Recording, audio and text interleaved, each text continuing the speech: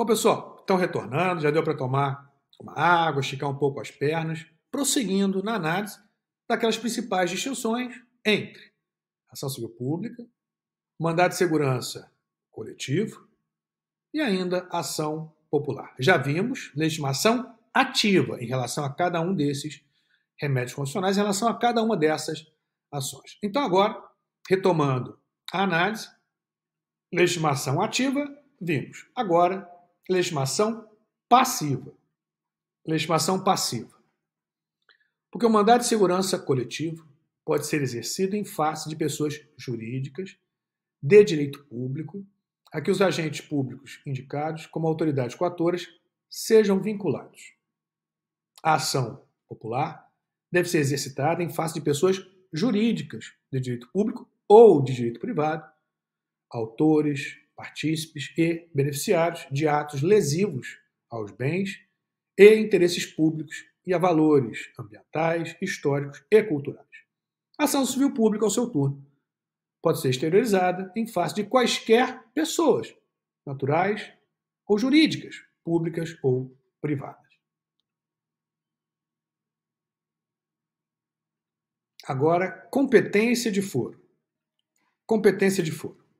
Porque o mandado de segurança coletivo deve ser processado e julgado em juízo ou tribunal cuja jurisdição tenha suficiente abrangência para alcançar todos os substituídos, domiciliados na comarca ou seção judiciária ou não. O foro competente para a ação popular é fixado em razão do local de origem do ato impugnado. E a ação civil pública deve ser processada e julgada no local onde ocorrer o dano.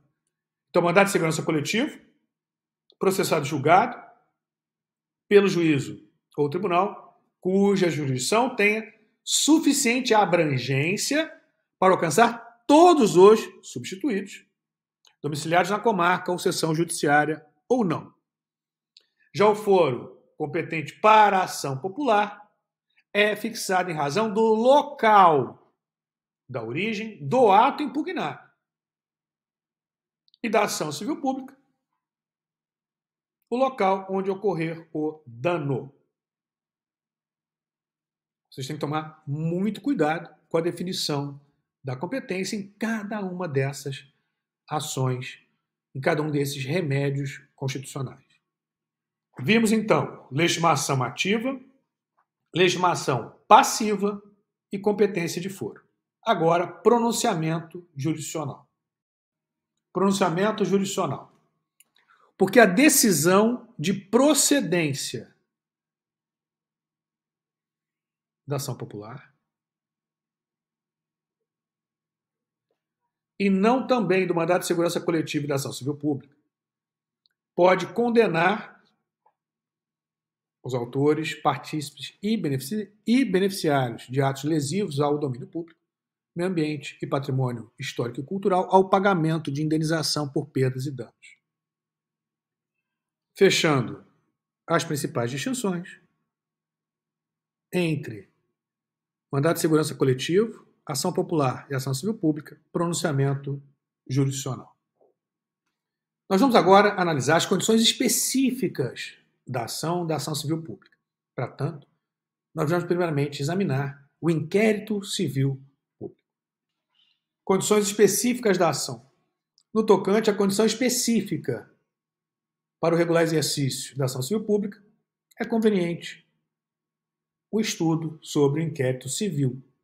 Inquérito civil, como visto, com assento constitucional. Artigo 129, inciso 3, primeira parte. Novamente, são funções institucionais do Ministério Público, inciso 3, promover o inquérito civil público. Definição do inquérito civil.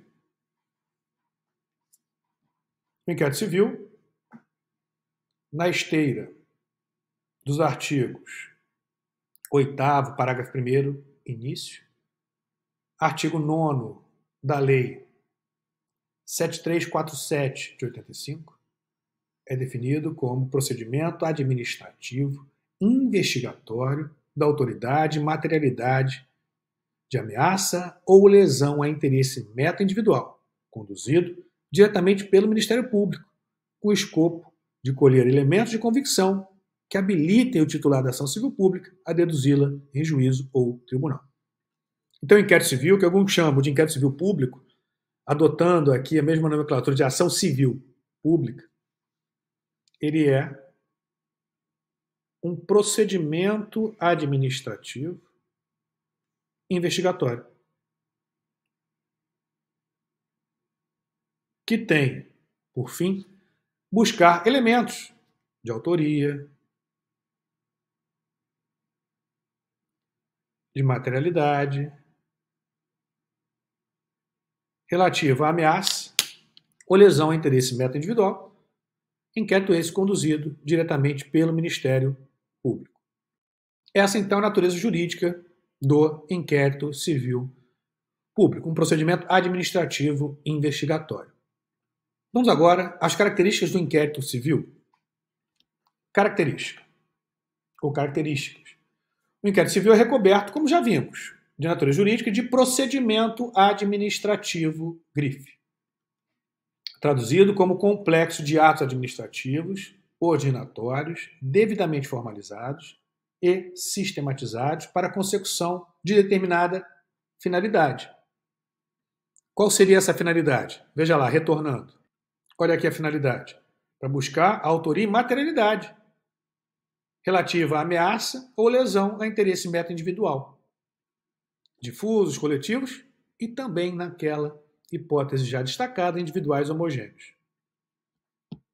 Novamente, o inquérito civil é recoberto de natureza jurídica e de procedimento administrativo, traduzido como complexo de atos administrativos, ordinatórios, devidamente formalizados, sistematizados para a consecução de determinada finalidade, que nós vimos, especializado pelo caráter inquisitório, unidirecional, público e formal. Vamos examinar todas essas características: inquisitório, unidirecional, público e formal. O caráter inquisitório indica que o procedimento administrativo investigatório, em regra, não é qualificado pelo contraditório, porquanto não há formulação de acusação, nem aplicação de sanções aos agentes públicos, limitando-se a apurar a autoria e materialidade de ameaça ou lesão a interesse meta-individual, de maneira a fornecer o substrato probatório mínimo para a propositura de eventual ação civil pública. Caráter inquisitório, portanto, porque ele é, ou porque, melhor, ele não é submetido ao contraditório. Essencialmente, não é submetido ao contraditório. Tem a finalidade de colher provas quanto à autoria e materialidade para servirem essas provas como substrato para eventual propositura da ação civil pública. Segunda característica, caráter unidirecional. Singulariza que o procedimento administrativo investigatório é presidido pelo membro do Ministério Público, incumbindo-lhe a expedição de notificações para colher depoimentos ou esclarecimentos, realização de inspeções, diligências investigatórias e requisição de informações, exames periciais, perícias e documentos para instruir o inquérito civil. Terceira característica, caráter público. Sinaliza que o procedimento administrativo investigatório, excepcionalmente, é reservado, devendo o membro do Ministério Público, com atribuição para oficiar nos autos do inquérito civil, assegurar o sigilo das diligências investigatórias, quando necessário a elucidação do fato ou quando exigido pelo interesse da sociedade. Por fim, caráter formal, resultado da solenidade do procedimento administrativo investigatório, de sorte a verbalizar que, na hipótese de afastamento, acumulação de atribuições, falta ocasional, impedimento ou suspeição do titular do órgão ministerial, a atuação funcional tem a continuidade, a exemplo do que ocorre com a Polícia Judiciária. Todavia, inquérito policial e inquérito civil não se confundem, dado que o inquérito policial, é direcionado à apuração de infrações penais, perseguíveis pela ação penal, pública ou privada, conduzido sob a presidência da autoridade policial, cujo arquivamento é decidido pelo organismo judiciário a requerimento do órgão ministerial, podendo submetê-lo ao controle do procurador-geral, relacionado no artigo 28 do Código de Processo Penal.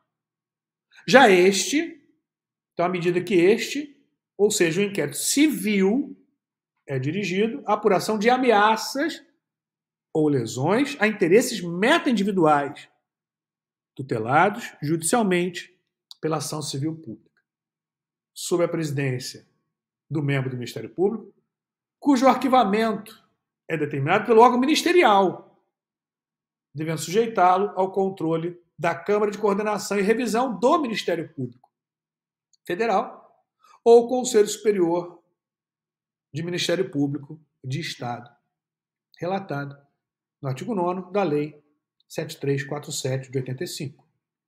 Vamos ao artigo 9º da lei? Artigo 9º. Se o órgão do Ministério Público, esgotadas todas as diligências, se convencer da inexistência de fundamento para a propositura da ação civil, promoverá o arquivamento dos autos do inquérito civil ou das peças de informação ou informativas, fazendo fundamentadamente. Parágrafo 1º. Os autos do inquérito civil ou das peças de informação arquivados serão remetidos, sob pena de se incorrer em falta grave, no prazo de 3 dias, ao Conselho Superior do Ministério Público. Parágrafo 2º.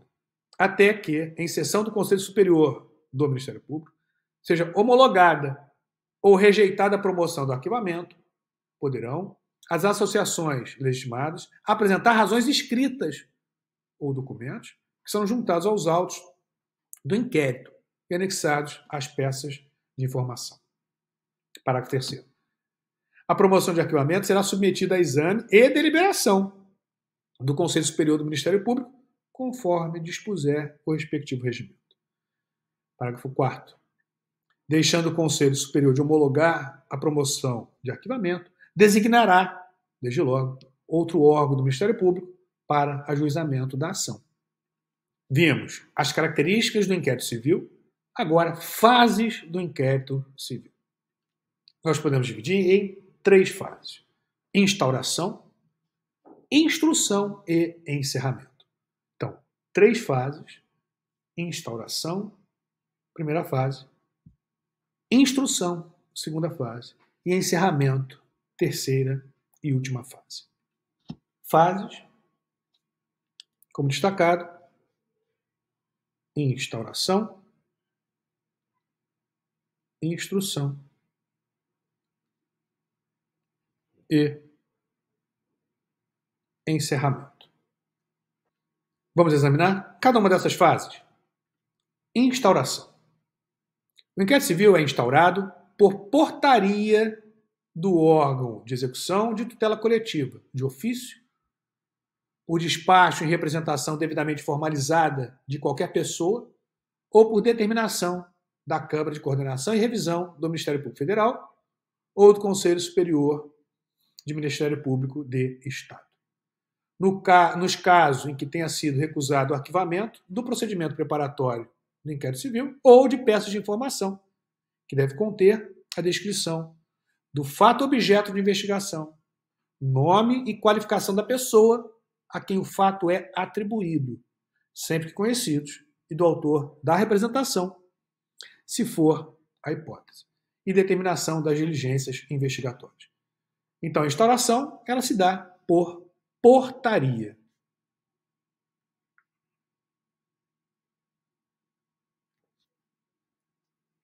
Do próprio órgão de tutela coletiva, a partir de representação devidamente formalizada de qualquer pessoa, ou de ofício, ou ainda por determinação como visto da Câmara de Coordenação e Revisão do MP Federal, do MPF, ou de Conselho Superior do Ministério Público do Estado.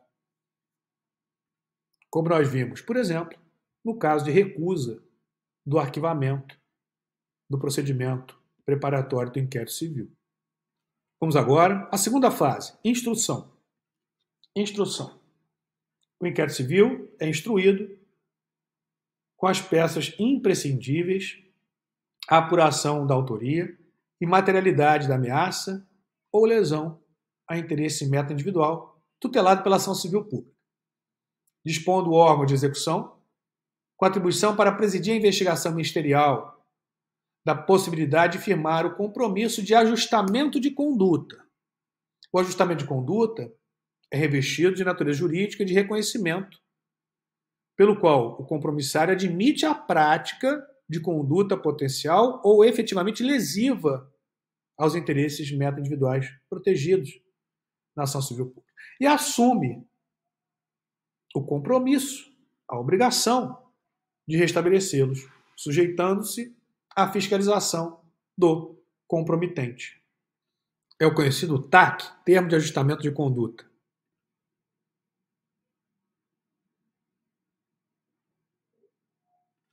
Vamos agora aprofundar um pouquinho esse ajustamento de conduta. O ajustamento de conduta pode ser firmado extrajudicial ou judicialmente, limitando-se a exigir do compromissário o cumprimento das obrigações necessárias à prevenção ou reparação do dano. Então, o primeiro destaque é que ele pode ser firmado extrajudicialmente ou judicialmente. No primeiro caso, o termo é celebrado no inquérito civil, sem homologação judicial, exatamente na etapa que estamos aqui falando. De forma que o título executivo extrajudicial pode fundamentar a execução por quantia certa contra devedor solvente dos valores estipulados como combinação. Já no segundo caso, ou seja, quando firmado judicialmente, o termo é celebrado na ação civil pública, com homologação judicial, de modo que o título executivo judicial pode fundamentar a execução de obrigação de fazer ou não fazer que o compromissário tenha assumido. Não confundir o ajustamento de conduta com os famosos acordos de leniência. O ajustamento de conduta é diferente do acordo de leniência, que pode ser celebrado entre os órgãos, entidades públicas e as pessoas jurídicas responsáveis pela prática de atos contra a administração pública, nacional e estrangeira, que colaborem efetivamente com as investigações e o processo administrativo.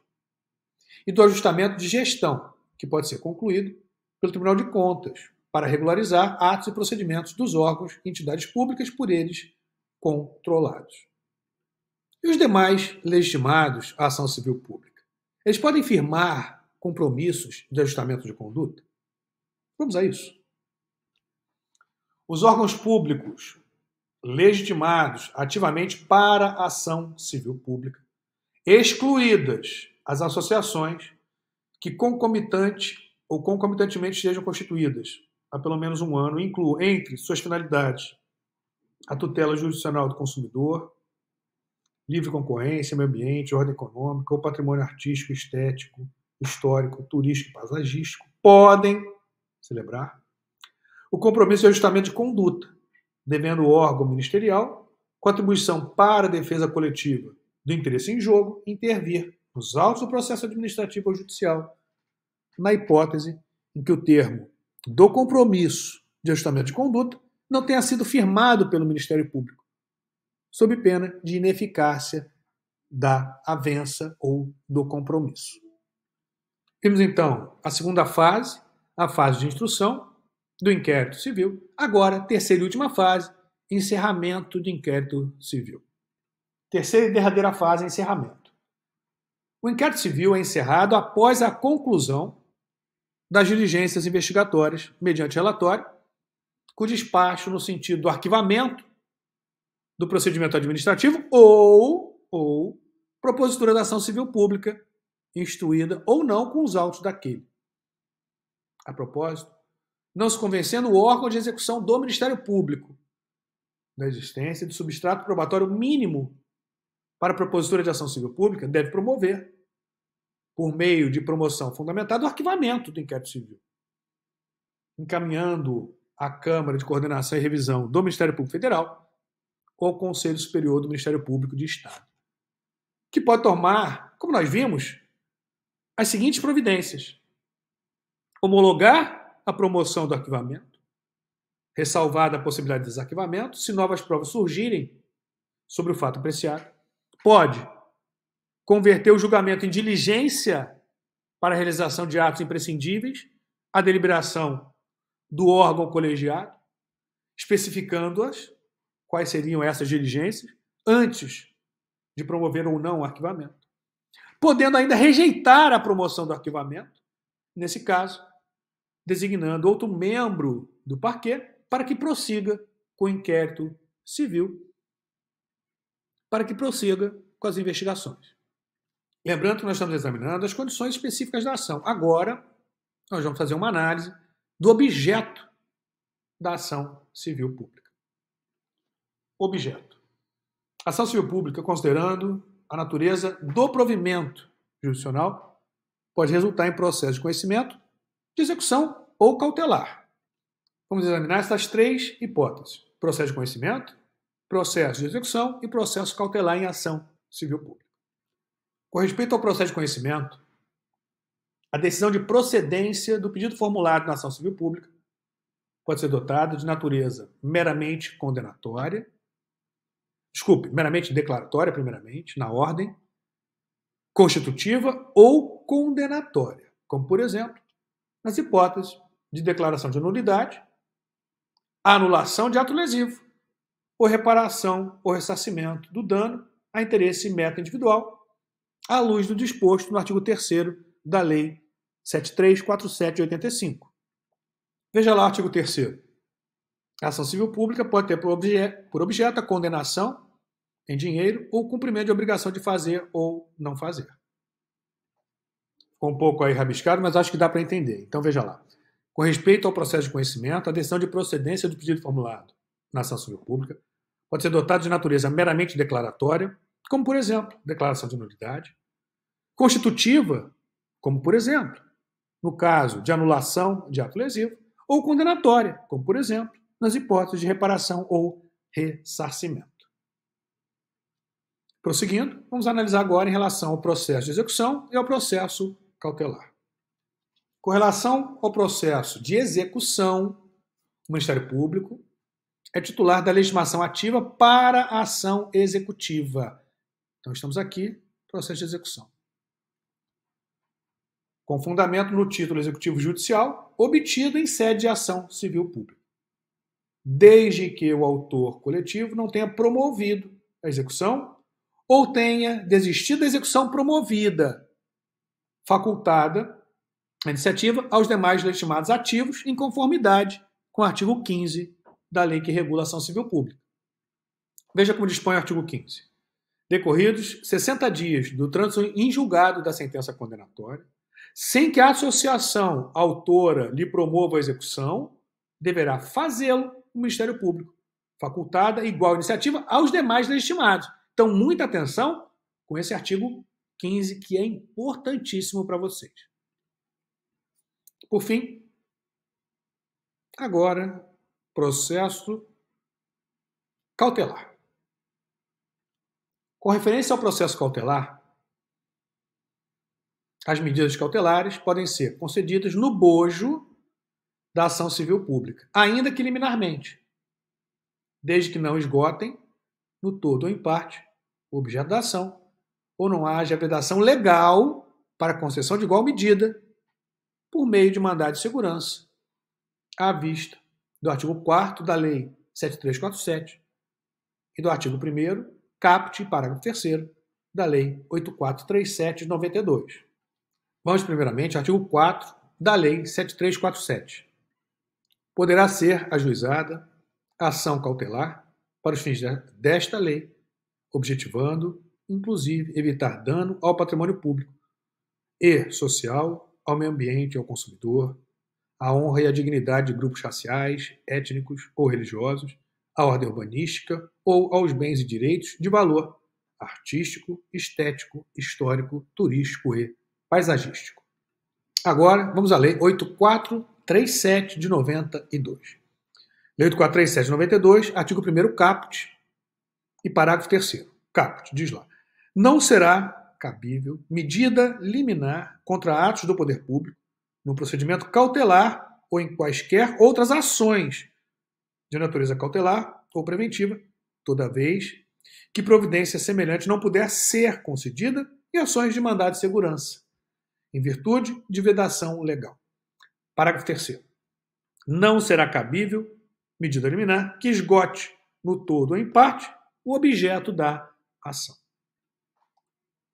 Vemos, portanto, o objeto da ação civil pública em relação aos processos de execução, cautelar e de conhecimento.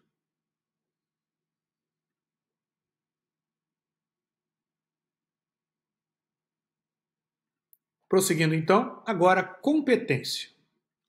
Nós vimos de maneira inicial, no momento em que estabelecemos distinções entre ação civil pública, mandado de segurança coletivo e ação popular, os critérios para a definição de competência. E dissemos que na ação civil pública, a definição da competência se dá a partir do local em que ocorreu ou deva ter ocorrido o dano. Nessa etapa, agora, nós vamos aprofundar o exame quanto à competência ou definição da competência em ação civil pública. Competência. Competência, como dito, para processo de julgamento da ação civil pública é firmada pelo local onde ocorreu ou deva ocorrer o dano, excetuada a competência da capital do Estado para os danos de âmbito regional e do Distrito Federal para os danos de âmbito nacional, de acordo com o artigo 2º caput da Lei 7347 de 85 e artigo 93, incisos 1 e 2 do CDC, do Código de Defesa do Consumidor.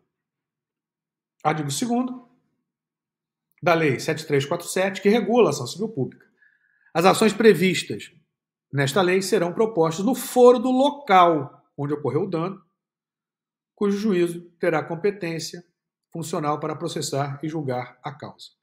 Vamos agora ao artigo 93 do CDC, incisos 1 e 2. Veja lá. Ressalvada a competência da Justiça Federal, é competente para a causa a Justiça Local. 1.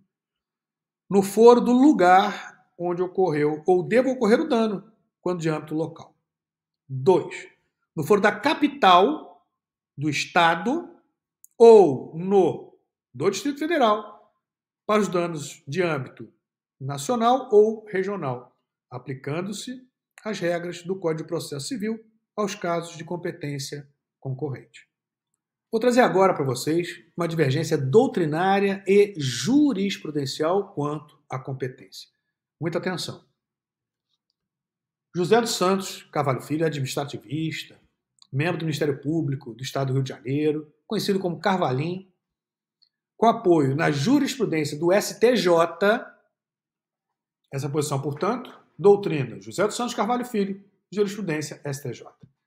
Defende que o juízo de direito do local do dano seria competente para processo e julgamento.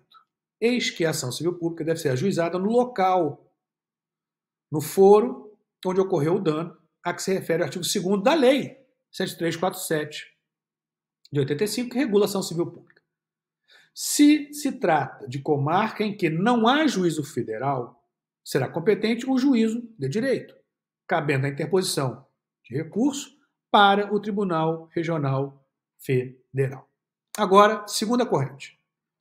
Doutrina Hugo Nigro Mazzilli e jurisprudência STF. Entende que o juízo federal da circunscrição judiciária em que tenha ou deveria ter ocorrido o dano seria competente para processo de julgamento da ação civil pública.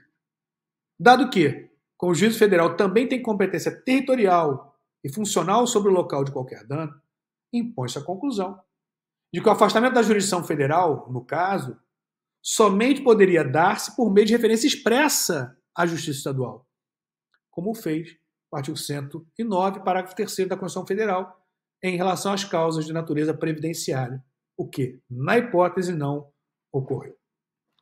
Então, muito cuidado e atenção quanto a essa divergência, quanto à definição de competência. Posição do José dos Santos Carvalho Filho e STJ, e posição do Hugo Mazzilli e STF. Seguindo agora a análise, vamos ver as partes na ação civil pública. Parte. A pertinência subjetiva da lide no âmbito do processo de ação civil pública pode ser analisada sob a perspectiva ativa e passiva. Como, inclusive, já destacado, legitimação ativa, vimos, inclusive, o rol de legitimados, e legitimação passiva. Agora a gente vai aprofundar ainda mais em relação às partes, tanto ativa como passiva. A legitimidade ativa, ela é conferida ao Ministério Público, União, Estados, Distrito Federal, municípios, autarquias, fundações públicas, empresas públicas, sociedade de economia mista e associações que concomitantemente estejam constituídas há pelo menos um ano, incluam entre suas finalidades institucionais a tutela jurisdicional do consumidor, livre concorrência, meio ambiente, ordem econômica ou patrimônio artístico, estético, histórico, turístico e paisagístico.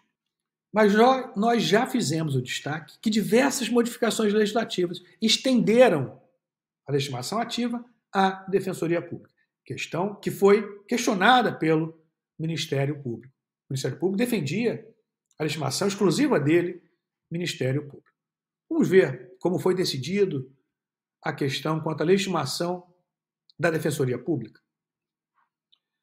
Nessa ordem de ideias, as normas veiculadas pelo artigo 5º, inciso 2, da Lei 7347 e o artigo 4º, inciso 7, da Lei Complementar número 80 de 94, com as redações que lhes foram atribuídas pela Lei 11.448 de 2007 e Lei Complementar 132 de 2009, estenderam à Defensoria Pública a legitimação ativa para a ação civil pública.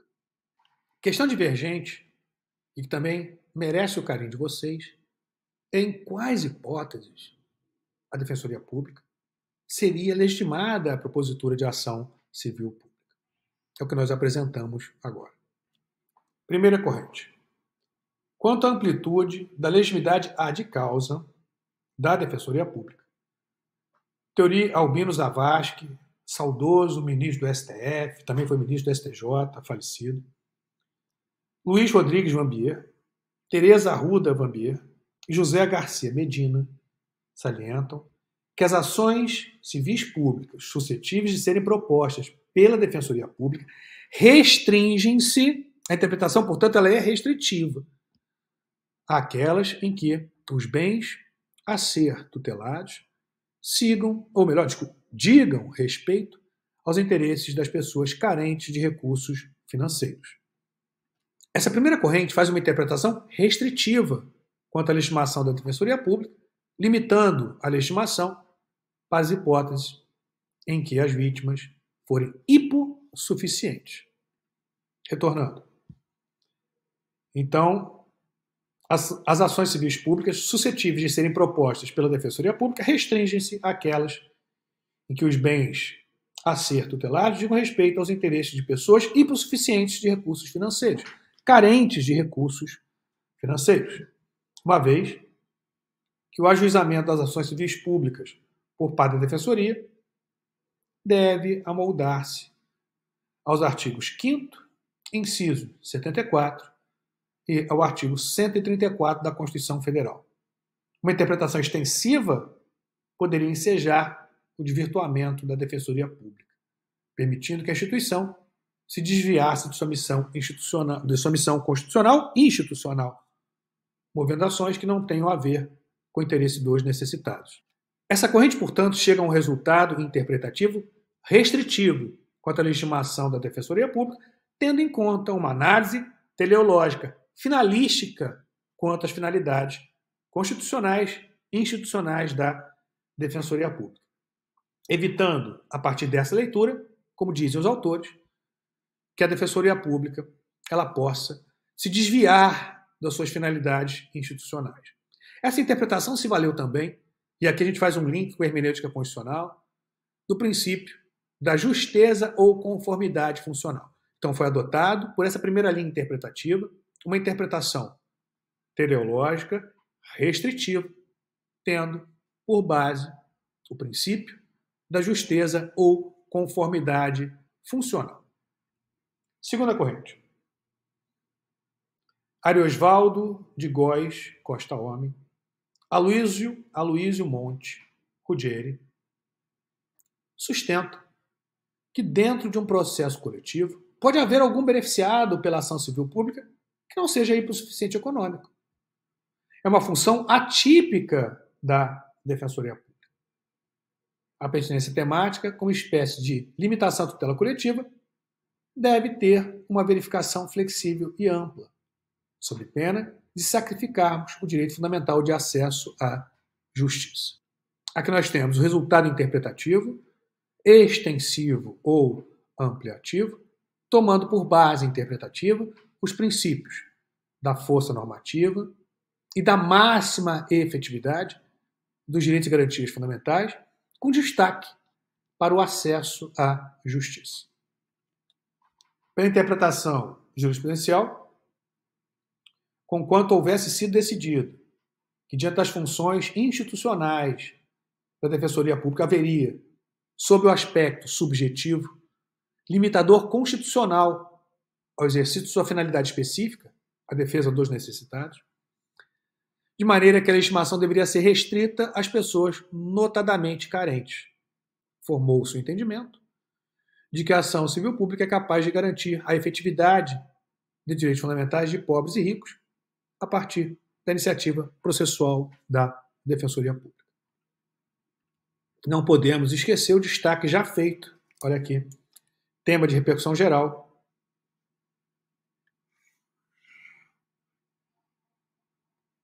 posição do STF, a Defensoria Pública tem legitimidade para a propositura de ação civil pública que vise a promover a tutela judicial de direitos difusos ou coletivos de que sejam titulares, em tese, pessoas necessitadas.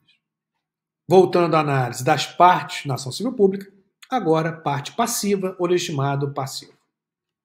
A legitimação passiva, ela alcança qualquer pessoa natural ou jurídica, pública ou privada. Sem embargo da legitimidade ad causa, que dispõe as categorias, classes e grupos, ação coletiva passiva é traduzida como ação promovida não pelo, mas contra uma coletividade organizada. A pedra de toque para o cabimento dessa ação é a representatividade adequada dos legitimados passivos, acompanhada do interesse social. A ação coletiva passiva pode ser admitida para tutela de interesses difusos ou coletivos, pois esse é o caso que desponta na Defendant Class Action do sistema norte-americano.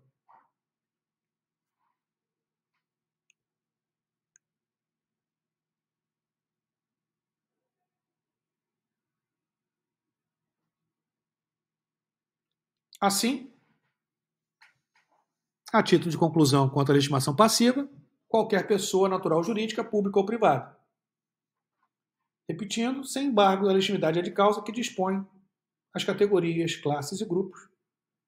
A ação coletiva passiva é traduzida como ação promovida não pelo, mas contra uma coletividade organizada. Para cabimento dessa ação, é a representatividade adequada dos legitimados. A pedra de toque é a representatividade adequada dos legitimados, acompanhada do interesse social. A ação coletiva pode ser admitida para a tutela de interesses difusos e coletivos, pois é esse o caso que ressalta na Defendant Class Action do sistema americano. Agora, já caminhando para o encerramento do estudo da ação civil pública, decisão na ação civil pública. A decisão de procedência, conforme a pretensão deduzida em juízo ou tribunal, é retratada, como já destacamos, pela natureza meramente declaratória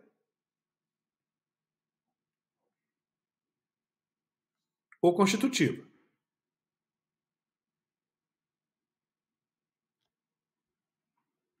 Como nós já havíamos visto. Nas hipóteses, olha lá, de declaração de nulidade, natureza declaratória, ou constitutiva na hipótese de anulação. Sem prejuízo, olha lá, também da natureza condenatória da decisão. Então, a decisão pode ter natureza declaratória, constitutiva ou condenatória nos casos de reparação do dano ou ressarcimento do dano imaterial ou material a interesse transindividual, tendo a coisa julgada, material, sido dividida em 3 hipóteses, que nós vamos também examinar. Vamos agora à análise dessas 3 hipóteses que eu destaquei em relação à coisa julgada material na ação civil pública. Primeiro, é referente à ação civil pública para defesa de interesses difusos de arte que, nas hipóteses de procedência e improcedência, por inexistência de fundamento, a coisa julgada é produzida erga omnes para todos os membros da coletividade, ao passo que, na hipótese de improcedência do pedido, por deficiência de prova, a coisa julgada não é promovida, havendo a possibilidade de propositura de outra ação civil pública com novas provas. Nessa primeira situação, portanto, veja lá, nós temos 2 hipóteses. Procedência ou improcedência por inexistência de fundamento. E a segunda, improcedência do pedido por deficiência de prova. Os efeitos serão distintos. No primeiro caso, a decisão faz coisa julgada, erga omnes. No segundo caso, não faz coisa julgada, possibilitando a propositura de nova ação, desde que fundamentada em novas provas. Agora, o exame da segunda situação é relativa à ação civil pública para a defesa de interesses coletivos. Então, a primeira foi difusos, aqui coletivos. De modo que, nas hipóteses de procedência, improcedência, por inexistência de fundamento, a coisa julgada é produzida ultra partes para todos os membros da categoria, classe ou grupo. Na hipótese de improcedência do pedido por deficiência de prova, não há coisa julgada, havendo possibilidade de propositura de nova ação civil pública, alicerçada em novas provas. Então, primeira hipótese, quando se tratar de defesa de interesses difusos.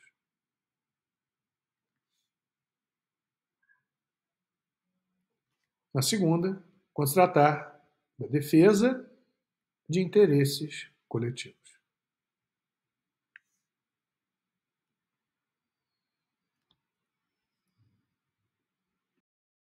Terceiro, defesa de interesses individuais homogêneos. Na hipótese de procedência, a coisa julgada é produzida erga vítima para todas as vítimas e seus sucessores. Então, veja, a coisa julgada erga vítima,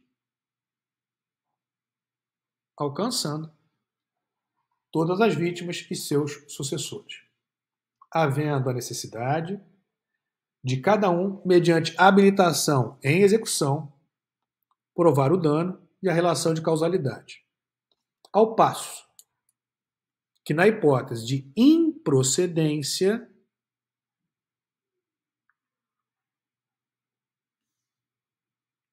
do pedido, por inexistência de fundamento ou deficiência de prova, não há coisa julgada, havendo a possibilidade de propositura de ação individual com vistas ao ressarcimento ou reparação de todas as vítimas e seus sucessores que não tiverem intervindo no processo coletivo como litisconsortes, de acordo com o artigo 16 da Lei 7347 de 85 e artigos 103 e 104 do CDC, do Código de Defesa do Consumidor. Vamos rapidamente ao CDC. Artigo 103 e 104.